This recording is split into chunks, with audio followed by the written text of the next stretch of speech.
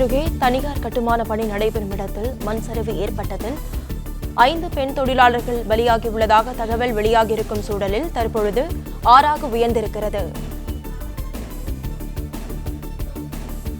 கட்டுமான பணியில் 15க்கும் மேற்பட்ட தொழிலாளர்கள் ஈடுபட்டிருந்ததாக தகவல் வெளியாகியிருக்கும் சூழலில் 2 தொழிலாளர்கள் உயிருடன் மீட்கப்பட்டிருக்கின்றனர். இதுகுறித்த முழு விவரங்களை இணைப்பில் காத்திருக்கும் செய்தியாளர் விஜய் சுந்தரம் வழங்க கேட்கலாம். விஜய் சுந்தரம், வணக்கம். தகவலை பதிவு பண்ணலாம்.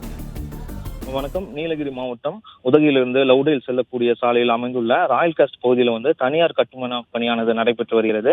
இந்த நிலையில தனியாருக்கு சொந்தமான இடத்துல இன்று காலை வழக்கம் போல கட்டுமான பணிக்கு சென்ற 15க்கும் மேற்பட்ட பணியாளர்கள் அங்கு தடுப்பு சுவர் கட்டுமான பணியில ஈடுபட்டு வந்துட்டு இருந்தாங்க. அப்போது தரைத்தளத்தில் மண் சார்ந்த பணியில ஈடுபட்டு இருந்த போது அந்த பகுதிக்கு மேல் நகராட்சிக்கு சொந்தமான பயனற்ற கழிப்பிட கட்டிடம் இடிந்து இந்த கட்டுமான பணி நடைபெறக்கூடிய அந்த இடத்துல இடிந்து விழுந்தது. அப்போது அந்த அந்த கட்டிடம் இடிந்து விழுந்த போது 15க்கும் மேற்பட்ட நபர்கள் அந்த பகுதியில் பணியில் இருந்த போது இவர்களை அந்த அப்பகுதியில் மண் சரிவு ஏற்பட்டு இவர்கள் மீது அந்த கல் மற்றும் அந்த மண் எல்லாம் விழுந்து அவர்களை மூடியது.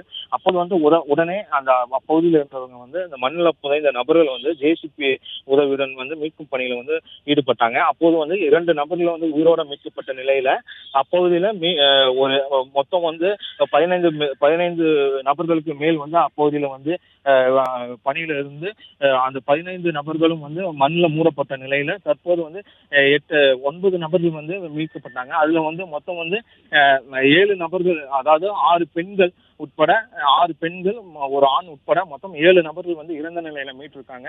மேலும் தற்போது அப்பகுதியில ஜேசிபி உதவியுடன் தற்போது மீட்கும் பணியானது துரித கதியில் நடைபெற்று வந்துட்டு இருக்கு.